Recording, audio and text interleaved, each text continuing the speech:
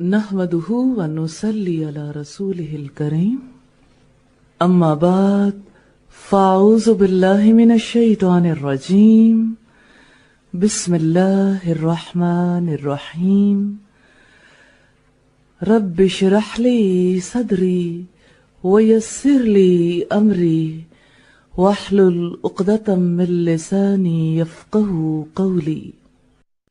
کیونکہ اب ان کو بریک کرنا اور ان کے اوپر کنٹرول کرنا اور ان کے لیے دعائیں کرنا، اس کے لیے محنت کرنا، ریاضت کرنا، یہ زیادہ مشکل ہوگا. جتنی جتنی عمر ہو جاتی اتنا اتنا انسان کے لیے ڈیفیکلٹ ہو جاتا ہے یہ کام. تو اس لحاظ سے اگر آپ سوچیں گی تو آپ کے لیے زیادہ مفید راستے کھلیں گے. اچھا، ایک چیز جو آپ کو ہیلپ کرے گی وہ ہے اللہ سے امید کا رشتہ قائم کر لیں کہ شیطان کے مقابلے میں رحمان بہت بڑی قوت ہے اور وہ جو چاہے کر سکتا ہے اور وہ مدد کرنے پہ قدرت رکھتا ہے. اس کے راستے میں کوئی حائل نہیں ہے، وہ میری مدد ضرور کرے گا انشاءاللہ. لیکن مسلسل مدد مانگتے رہیے اور مسلسل ایفرٹ کرتے رہیں اور اپنے نفس کو ایج نہ دیں کہ چلو کوئی بات نہیں. یہ نفس کے لیے آپ یوں سمجھ لیں کہ زہر ہے. جب آپ اپنے آپ کو مطمئن کرتے ہیں، اپنے آپ کو کوئی نہ کوئی عذر پیش کرتے ہیں، تو یہی سب سے بڑی خرابی ہے.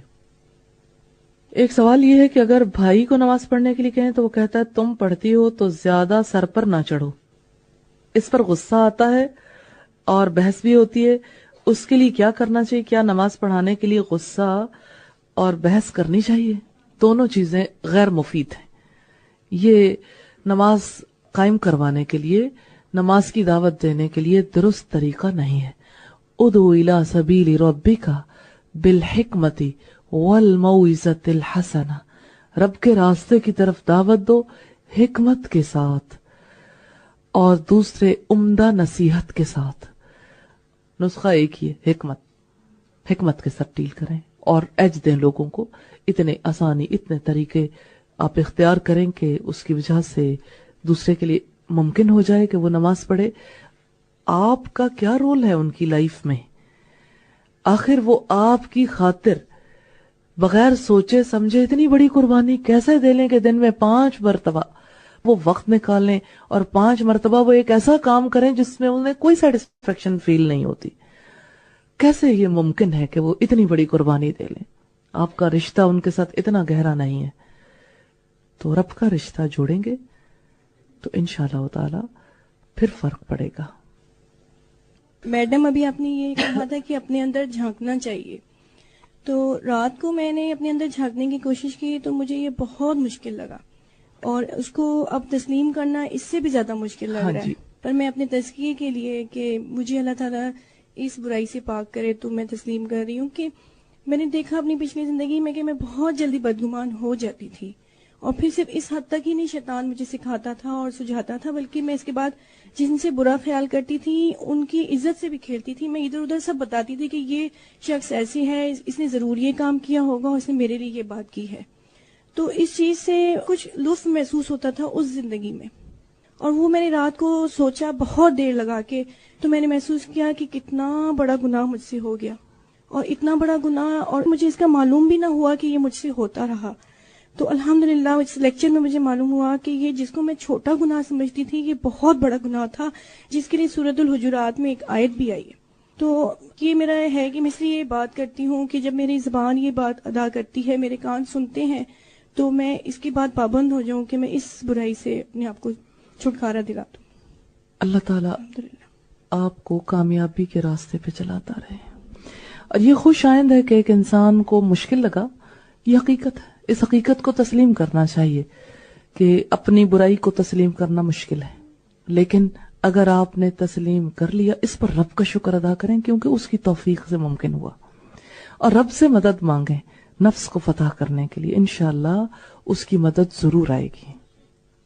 جی میڈم، ایک گیٹ جو آپ نے امید کا بتایا تھا کہ لوگوں سے اچھی امیدیں نہیں رکھنی چاہیے، تو اس سلسلے میں نے پوچھنا تھا کہ یہ بھی تو بدگمانی کا اپوزٹ ہے کہ اگر ہم اچھی امید رکھیں گے لوگوں سے تو ہمارے ذہن میں پازیٹیو آپٹمسٹک خیالات آئیں گے اور ہم ان کے بارے میں اچھا رویہ اپنا سکتے ہیں.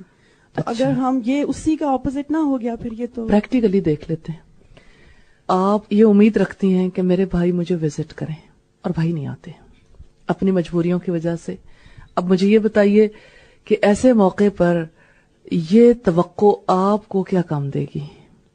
بدگمان ہونے میں آپ کو مدد دے گی، ہیلپ کرے گی کہ ان کو میرا ذرا خیال نہیں ہے اور میں نے بلایا بھی اور میں نے یعنی ہر طرح سے کانٹیکٹ بھی رکھا، لیکن پھر بھی یعنی کوئی لمحہ ایسا ہوگا کہ آپ کو ضرور خیال آئے گا کہ جب آپ کو اشد ضرورت ہو، جب آپ اپنی شدید مجبوری میں کسی کو کال کریں اور آپ توقع کے ساتھ کریں، تو توقع آپ کو فائدہ نہیں دے سکتی.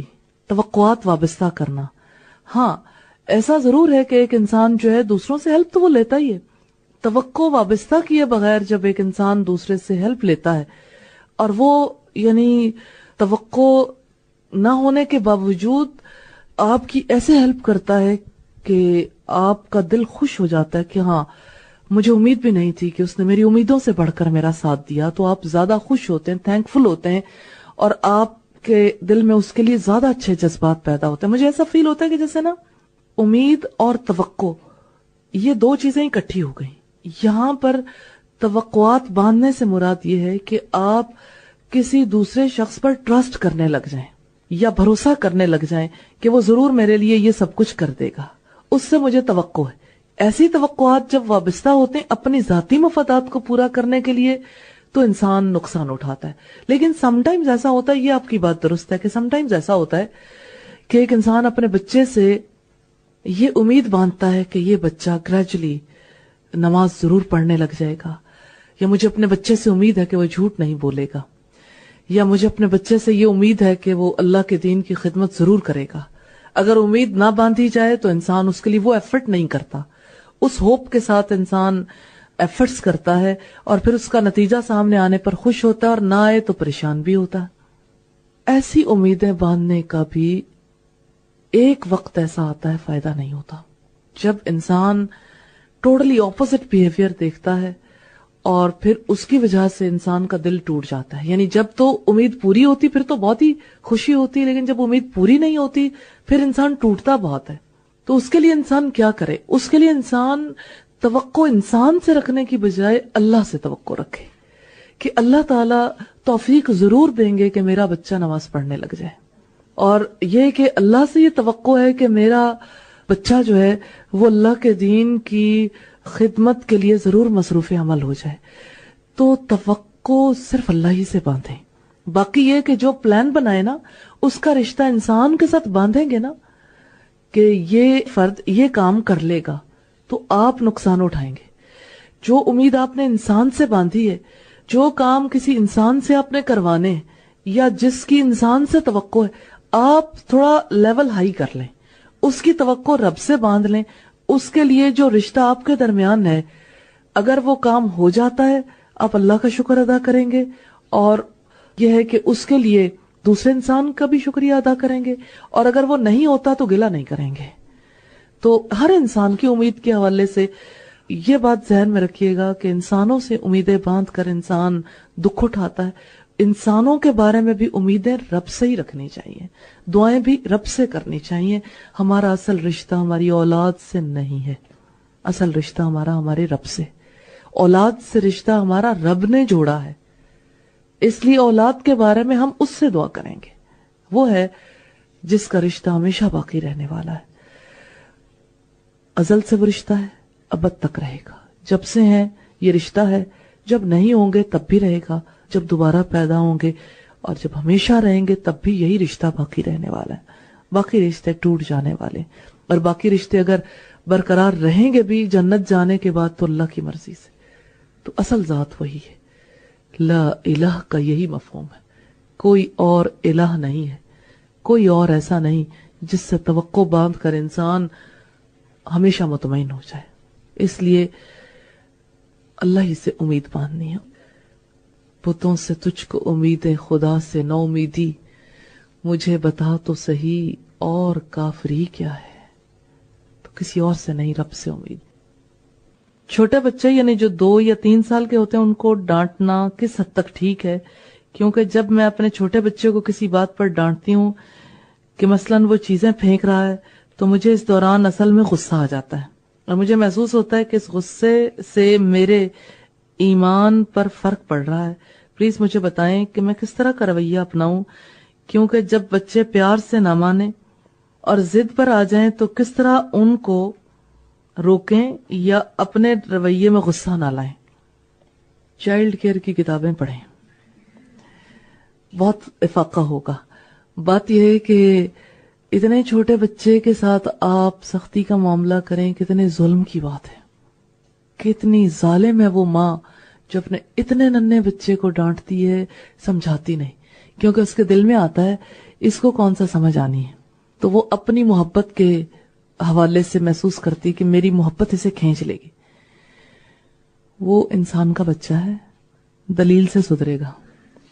اور پھر یہ ہے کہ یہ جو بچہ چیزیں پھینکتا ہے نا, یا بچہ غلط کام کرتا ہے, تو آپ کی توجہ لینے کے لیے آپ اسے بھرپور توجہ دینی شروع کر دیں اور اپنی محبت سے کام نہ کرائیں, اللہ کی محبت سے کرائیں. اور بڑی بات جو ہے وہ یہ کہ آپ اسے کنونس کریں اس کام کے کرنے کا کیا فائدہ ہے, کیا نقصان ہے, اور یہ کہ اسی کے لیول کی باتیں کریں.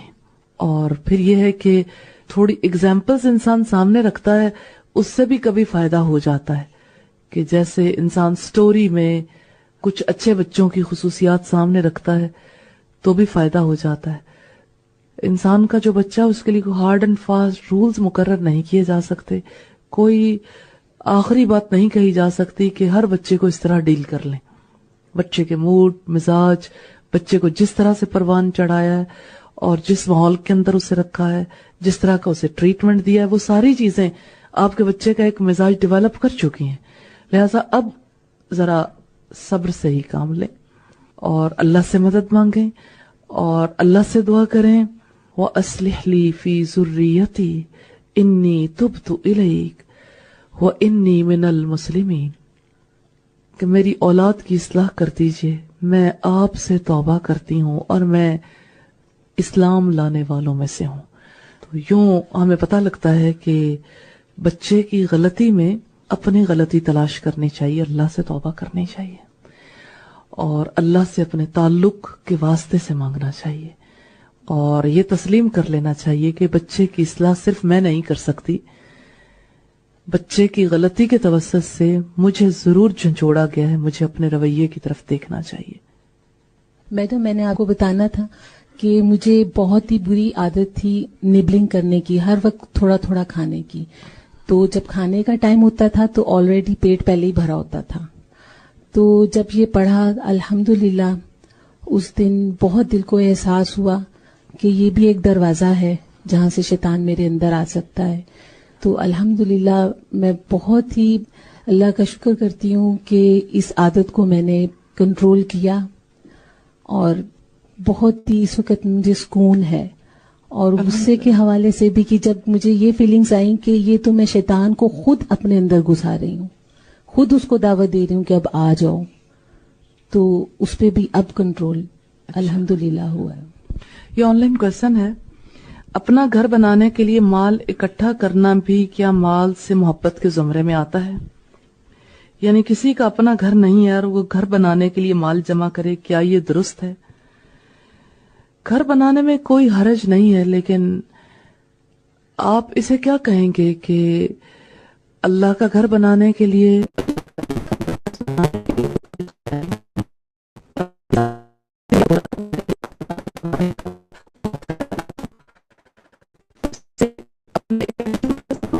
اللہ کی راہ میں خرچ کرتے ہیں, اور اگر اللہ کا گھر بنانے کی بھی فکر ہے اور اپنا بھی گھر بنانا چاہتے ہیں تو کوئی حرج نہیں. لیکن بہرحال مال سے محبت والی بات تو ہے ہی. مال سے محبت ہے اس لیے کہ انسان کوئی تھوڑی تدابیر اختیار نہیں کرتا اگر اس کے معاشی حالات اچھے نہ ہو, ہر طرف سے کٹس لگاتا ہے اور ہر وقت اسی خیال میں گم رہتا ہے, نمازوں میں بھی کہ اب اتنا مال کہاں سے جمع کریں اور کیسے کریں اور کس طرح سے گھر بنانے کی پوزیشن میں آ جائیں. تو مجھے تو یوں لگتا ہے کہ دنیا ایسی جگہ نہیں ہے جہاں گھر بنانے کی اتنی فکر کی جائے. تو اس کو ذرا شفٹ تو کر کے دیکھیں, یہ دعا کیا کریں, رب ابن لی عندک بیتا فی الجنہ، کیا میرے رب میرے لیے جنت میں ایک گھر بنا دیجیے. تو آپ افاقہ محسوس کریں گے. بے شک آپ مال جمع بھی کر رہے ہوں تب بھی یہ ضرور خیال آئے گا کہ کیا اس جنت کے گھر کے لیے بھی میں نے کچھ جمع کیا ہے. تو سارا کچھ میں نے دنیا کے لیے ہی کرنا ہے. تو مال کی محبت تو بہرحال ہے، اس سے انکار نہیں کیا جا سکتا. لیکن اگر آپ کہیں کہ کیا گھر بنانے کی اجازت نہیں ہے تو اجازت ہے. لیکن مال جب بھی جمع کریں گے تو آپ کی ذہنی اور قلبی حالت میں فرق ضرور آئے گا جب بھی آپ جمع کریں گے. یہ بھی آن لائن کویسچن ہے. میں مال کی محبت میں اپنے آپ کو بے بس پاتی ہوں. مال کی محبت دل میں ایسے ہے کہ جو چیز پسند ہے اس کو لے کا خیال بھی کسی حد تک ذہن کے اندر رہتا ہے. تو کس حد تک اس خواہش کو پورا کیا جا سکتا ہے؟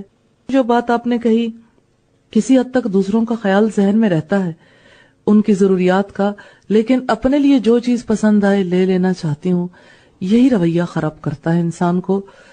انسان مطمئن رہتا ہے کہ چلیں زیادہ نہ صحیح کچھ نہ کچھ تو مجھے دوسروں کا خیال بھی ہے. اگر تو آپ ہر پسندیدہ چیز لے لینا چاہتی ہیں تو یہ خواہش پرستی ہے. تو خواہش پرستی سے شیطان آئے گا. اور اگر ایسا ہے کہ آپ اپنی ضرورت کی چیزیں لینا چاہتی ہیں اور ضرورت کی چیز دراصل ایسی ہے جو آپ کو پسند بھی ہے تو کوئی حرج کی بات نہیں ہے. لیکن ایک انسان ہوتا ہے نا، جیسے بچہ ہوتا ہے، کھانے کی جو چیزیں پسند ہیں بس ہر صورت میں وہ ساری چیزیں حاصل کر لینا چاہتا ہے. تو یہ عقل کی دلیل نہیں ہے. ایسے موقع پر انسان سے شیطان سارا مال خرچ کروا دینا چاہتا ہے. آپ دیکھتی ہوں گی کہ جس وقت آپ اپنی ہر خواہش پوری کرتی ہوں گی تو آپ کے مال کا کثیر حصہ خواہشات پہ لگ جاتا ہوگا اور بڑے مقاصد کے لیے پھر مال نہیں لگتا ہوگا. تو بڑے مقاصد کو اگر آپ ذہن سے نکال دیتی ہیں تو نیچرلی پھر آپ چھوٹے مقصد میں ہی یعنی خود غرضی میں الجھی رہتی ہیں اور اس کی وجہ سے پھر شیطان آپ کو خرچ کروانے کے ان طریقوں میں مبتلا کر دیتا ہے جو اللہ کو پسند نہیں آتے. اور آپ ہر وقت اسی سوچ میں گم رہتی ہیں مجھے کیا پسند ہے، مجھے کیا چاہیے. اور یہ کہ پھر ڈسکشنز بھی وہی ہوتی ہیں اور اس طرح پورا لائف سٹائل ہی ڈیفرنٹ ہو جاتا ہے. مال کی محبت کی وجہ سے، خواہش کی محبت کی وجہ سے انسان شیطان کے نرغے میں چلا جاتا ہے. اس لیے ہر خواہش کو پورا کرنا یہ کافی خطرناک کام ہے. لیکن شروع میں ساری خواہشات پر کنٹرول بھی نہیں ہو سکتا. اس وجہ سے آپ خواہش کو ضرورت کے ساتھ وابستہ کر دیں کہ میں نے ضرورت کی وہی چیزیں لینی ہیں جو مجھے پسند ہو. ابتدا میں آپ یوں کر کے دیکھ لیں یا اپنی چوائس سے چیزیں لیں، ضرورت کی چیزیں. اور یہ ہے کہ اگر آپ فرض کریں کہ ایک دن میں 5 چیزیں اپنی خواہش کے مطابق لیتی ہیں یا ایک ہفتے میں لیتی ہیں تو آپ اس کو کٹ لگائیں. آپ 5 لینے کی بجائے کہیں آپ لے لیں، کہیں چھوڑ دیں. گریجولی آپ کو چھوڑنا آ جائے گا تو آہستہ آہستہ آپ اپنی خواہش کو کنٹرول کرنے کی پوزیشن میں آ سکتی ہیں. یہ بھی I think on line question ہے. اگر ہم خود تو بدگمانی نہ رکھیں مگر ارد گرد کے لوگ مسلسل آپ کے ساتھ دوسروں کے لیے بدگمانی اور غیبت کر رہے ہوں تو کیسے بچا جائے؟ تحفے بھیجیں. جو آپ کی غیبت کرے، جو آپ سے بدگمان ہو، یہ کوئی سادہ سی بات نہیں ہے. میں مذاق میں بھی یہ بات نہیں کر رہی. آپ کا ٹریٹمنٹ بھی ہے اور دوسرے کا بھی. آپ اس بات پہ سوچیں کہ جو شخص میری غیبت کر رہا ہے تو دراصل مجھے تو وہ فائدہ ہی دے رہا ہے، بظاہر وہ مجھے نقصان دکھ رہا ہے. میری عزت کو وہ خراب کرنے کا استحقاق نہیں رکھتا. اس نے اگر یہ کام کیا تو اللہ کے یہاں مجھے اجر ملے گا اور عزت تو اللہ کے ہاتھ میں ہے. تو اللہ سے دعا کریں کہ اللہ تعالیٰ مجھے دوسروں کی نظروں میں گرنے سے بچا لے اور اللہ تعالیٰ میرے دل کو قابو میں رکھیں. اور یہ ہے کہ جس شخص نے آپ کی غیبت کی تو اس کو کہا جا سکتا ہے، اگر واقعی یہ بات ہو کہ چونکہ آپ نے میرے ساتھ حسن معاملہ کیا ہے، میری نیکیوں میں اضافہ کیا، اس لیے میں آپ کو یہ تحفہ دینا چاہتی ہوں. تو آپ ایک دفعہ تحفہ دے کے دیکھیے، اس کی غیبت کی عادت ہی چھوٹ جائے گی. اپنے اندر اتنا حوصلہ نہیں ہوتا کہ انسان دوسرے کو فیس کر سکے، اس کو یہ کہہ سکے کہ آپ نے میری غیبت کی ہے یا آپ مجھ سے بدگمان ہوئے ہو. ایسے موقع پر آپ کو یہ ضرور کلیئر ہو جائے گا کہ واقعی کسی نے غیبت کی بھی ہے یا نہیں. بعض اوقات انسان کو ایسے ہی غلط فہمیاں ہوتی رہتی ہیں کہ اس کا گمان میرے بارے میں اچھا نہیں، یا اس کا موڈ میرے سے آف ہے, پتہ نہیں اس بیچارے کے سر میں درد ہو رہا ہو, یا ہو سکتا ہے وہ کسی اور اذیت میں مبتلا ہو. مثلا 2 لوگ اکٹھے چلتے چلے جا رہے ہیں, حج کے دنوں میں لوگ ایک دوسرے سے بہت بدگمان ہوتے ہیں, گروپ کے لوگ. اب مثلا کوئی پیدل چل کے جا رہا ہے, کسی کو جوتا لگ رہا ہے, تو یہ ہے کہ اس نے دوسرے کے ساتھ شیئر کر لیا کہ اس کا تو کام ہی ہمیشہ یہ لیٹ کروا دیتی ہیں. تو یہ ہے کہ اب اگر ایک انسان تیز چلنے کی قدرت رکھتا ہو تو کیوں نہ وہ تیز چلے, تو جان بوجھ کے لیزی ہونے کی کیا ضرورت ہے.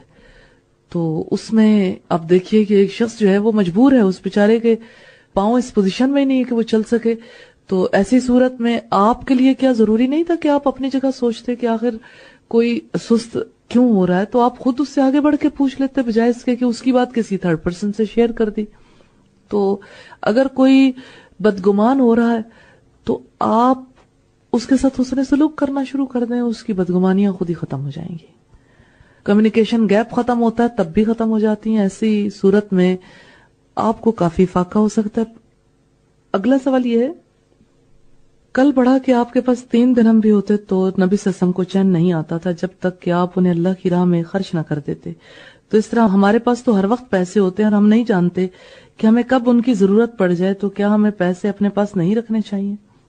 ایک آئیڈیل بیہیویئر ہے رسول اللہ صلی اللہ علیہ وسلم کا, جتنا کوئی اس کے قریب ہو سکتا ہے ہو کے اپنی زندگی کو مثالی زندگی بنا سکتا ہے, اللہ کے اجر پا سکتا ہے. باقی یہ کہ اپنی ضرورت کے لیے اگر کسی کے پاس مال ہے تو ضرورت کی اماؤنٹ پاس رکھنے میں کوئی حرج نہیں ہے, لیکن بہرحال مال جمع کرنے کی جو ہیبٹ ہے اس سے چھٹکارا پانے کے لیے یہ دلیل بہت مؤثر ہے کہ رسول اللہ مال نہیں جمع کیا کرتے تھے. اور دوسری بات یہ کہ آپ صلی اللہ علیہ وسلم کے اندر غنائیت تھی کہ کچھ نہیں رہے گا تو جس نے پہلے دیا تھا وہ دوبارہ دے گا. تو اگر آپ بھی اپنے اندر یہ بے نیازی پیدا کرنا چاہیں تو تجربہ کر کے دیکھ سکتے ہیں. تو تجربات ویسے یہ بتاتے ہیں کہ جو مال ہماری پاکٹ میں ہے وہ نہیں, اللہ ہی ہیلپ کرتا ہے. ہو سکتا ہے آپ کی پاکٹ میں وہ نہ رہے, آپ سے گر جائے یا کہیں مس پلیس ہو جائے یا کسی ایسے کام پر لگ جائے جہاں آپ لگانا ہی نہیں چاہتے تھے. تو دینے والی ذات اللہ کی ہے. یہ جو آپ نے پہلے بتایا نا غیبت کے حوالے سے, جیسے کوئی 2 دوستیں بیٹھتی ہیں یا 2 بہنیں بیٹھتی ہیں یا دیورانی جٹھانی, تو اگر دوسرا آپ کے ساتھ دوسروں کی غیبت کر رہا ہے یا بدگمانیاں ڈال رہا ہے دل میں, تو اس سے مطلب کیسے اٹھ جائیں, اس کی اچھائیاں بیان کرنا شروع کر دیں. یعنی مسلمان کی عزت کا تحفظ کرنا بہت ضروری ہے. اللہ کے رسول صلی اللہ علیہ وسلم نے خطبہ حجۃ الوداع میں ارشاد فرمایا تھا, ایک مسلمان پر دوسرے مسلمان کی جان, مال اور عزت حرام ہے. تو یہ عزت کی حرمت کو ہم پامال کرتے ہیں جب ہم دوسروں کے بارے میں بدگمان ہوتے ہیں یا ان کے بارے میں ہم نیگیٹیولی اظہار خیال کرتے ہیں, غیبت کرتے ہیں. تو اس وجہ سے کوئی غیبت کر رہا ہو تو آپ جس شخص کی غیبت ہو رہی سنے نہیں, اور اگر آپ نے سنا ہے تو اس کے پلس پوائنٹس جو ہیں وہ ضرور سامنے رکھیں کہ نہیں ایسی بات نہیں, دراصل ان میں تو یہ اچھی خوبی موجود ہے. اور یہ کہ ہو سکتا ہے کہ آپ کو مس انڈرسٹینڈنگ ہوئی ہو, اور اگر وہ شخص ماننے کے لیے آمادہ نہ ہو تو آپ کسی بھی طریقے سے کچھ لینے دینے کے لیے اٹھ جائیں, یعنی ماحول بدل دیں تاکہ یہ کہ کم از کم آپ اپنے آپ کو بچا سکیں. ویسے ماحول بدل جاتا ہے نا, سننے والے سنتے نہیں, تھوڑا سا گفتگو کا موڈ بھی بدل جاتا ہے. سبحانک اللہم و بحمدک نشہد ان لا الہ الا انت نستغفرک و نتوب الیک. نحمدہ و نصلی علی رسولہ الکریم.